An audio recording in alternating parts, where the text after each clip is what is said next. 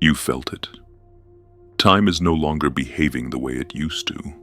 Moments collapse into hours, hours collapse into days, and entire years slip through your fingers like sand.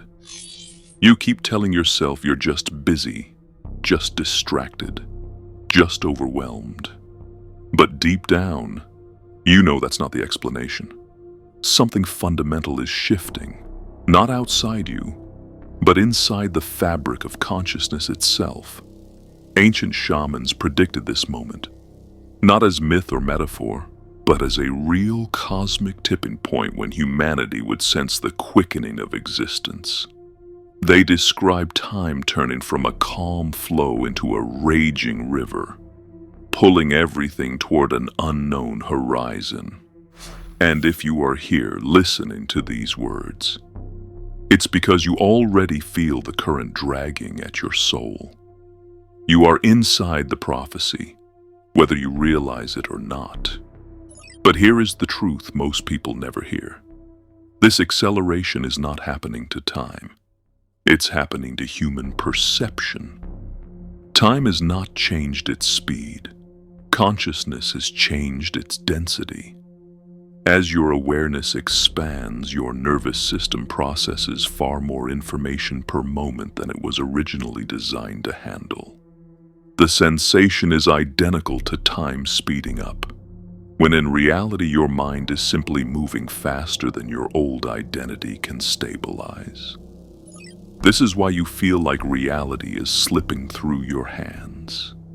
This is why your memories feel closer together. This is why the past feels compressed, and the future feels like it's rushing toward you. And this is why so many people are quietly breaking down. They are not losing their sanity. They are losing the version of themselves that belonged to the old timeline. Ancient shamans saw this shift long before modern physics understood it. The Hopi elders spoke of a great river that would suddenly accelerate, carrying humanity into a new stage of existence. They said the ones who tried to cling to the shore, the ones who held on to the old ways, old identities, old beliefs, would suffer. They would be ripped apart by their own resistance. And the ones who dared to let go, who surrendered to the current instead of fighting it, would rise. They would become something new, something fluid, something aligned with the deeper intelligence of the universe. Most people think this prophecy is symbolic, but it's not. It's a description of consciousness under acceleration. The river is the collective field. The current is the rate of energetic awakening. The shore is the ego, the programmed identity that believes it's safe only when it's in control. When the river speeds up, the ego panics. It clings. It refuses change. But the deeper self, the one that remembers who you truly are, knows that clinging is death and that surrender is evolution. You are not in danger because time is speeding. You are in danger only if you cling to who you were. This sensation that time is collapsing is not unique to one culture. Islamic eschatology describes a time when a year feels like a month like a week like a day. Christian mystics felt the quickening of the end of ages, when human consciousness would awaken so rapidly that the illusion of linear time could no longer hold. Hindu cosmology describes cycles in which consciousness compresses and expands, altering the human relationship with time itself. Everywhere you look, the same message appears. The closer humanity gets to a shift in consciousness, the less stable time becomes. And now modern science, without intending to, is beginning to validate the ancient warnings. Neuroscientists have shown that your perception of time is entirely dependent on how much information your brain processes. The more data you absorb, the faster time seems to pass. You are living in an era of unprecedented sensory overload, constant stimulation, endless information, continuous emotional pressure, global communication, digital acceleration. Your brain is receiving more input in 1 week than your ancestors received in a year. Your nervous system cannot integrate it. Your identity cannot slow it. And so time appears to collapse. At the same time, the blind spot of science is the truth that shamans always understood. Perception is not just neurological, it is energetic. Your pineal gland, long dismissed as irrelevant, acts like a cosmic antenna tuned to frequencies outside ordinary human awareness. Every mystical tradition pointed to this tiny structure as the gateway between linear experience and the timeless field. Descartes called it the seat of the soul. Yogis called it the third eye. Shamans understood it as the compass of the spirit. When consciousness accelerates, the pineal gland begins to activate whether you believe in it or not. And when it activates, it collapses your sense of linear time. This is why spiritual awakenings often feel like stepping outside the clock. This is why deeply emotional moments feel timeless. This is why synchronicities increase when you begin waking up. You are not imagining these experiences. You are tuning into the field beneath the illusion. Look around your life. The signs are everywhere. Old structures collapsing. Identities dissolving. People suddenly waking up to truths they never considered before. Emotional intensities rising. The illusion of control evaporating. Technology accelerating faster than morality. Cultural paradigms shifting overnight. A global nervous system activating through the internet, connecting every thought, every fear, every desire into a single collective field. Humanity is not merely living through rapid change. Humanity is the rapid change. Most people feel overwhelmed because they are trying to navigate this acceleration, using the operating system of their old self. Their identity is too small for the consciousness rising inside it. They feel panic, not because life is harder, but because life is demanding an upgraded version of them.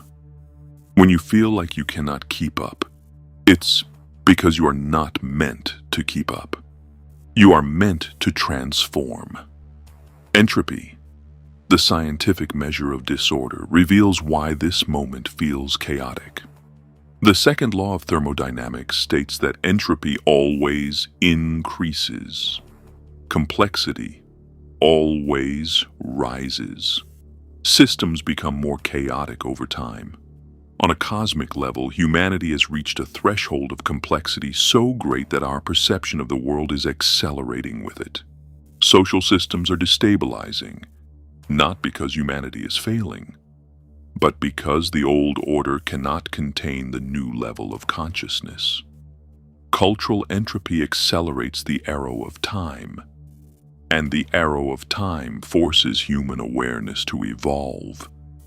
This is why your old life feels distant even when it was only months ago. This is why society feels like it's aging decades in a single year. This is why the world feels both collapsing and awakening simultaneously. We are living in a frequency compression event. Consciousness is rising so rapidly that the illusion of separation is thinning.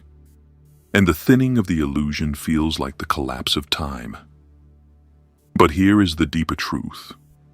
You chose to be here for this moment. Not as a spectator, not as a victim of acceleration, but as a participant. The Hopi saying, "We are the ones we have been waiting for," was never meant as inspiration. It was a statement of metaphysical fact. The era of remembering is beginning. The next stage of humanity will not be guided by institutions. It will be guided by consciousness itself. You are not here to survive the shift.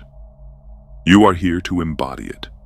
To move through this quickening without collapsing, you must retrain your inner world. Meditation is not a hobby anymore. Stillness is not a luxury. Your nervous system is the interface between your consciousness and reality. When the field accelerates, your system must become coherent. The more still you become inside, the slower time feels again. The more coherent your inner field, the more stable the external world becomes. This is not spiritual metaphor. It is energetic mechanics. Community is no longer optional. The lone wolf era is over because individuality fractures under high-frequency acceleration. Human consciousness is shifting toward collective resonance. When you connect with aligned souls, your field stabilizes. You share the weight of the shift. You amplify each other's clarity.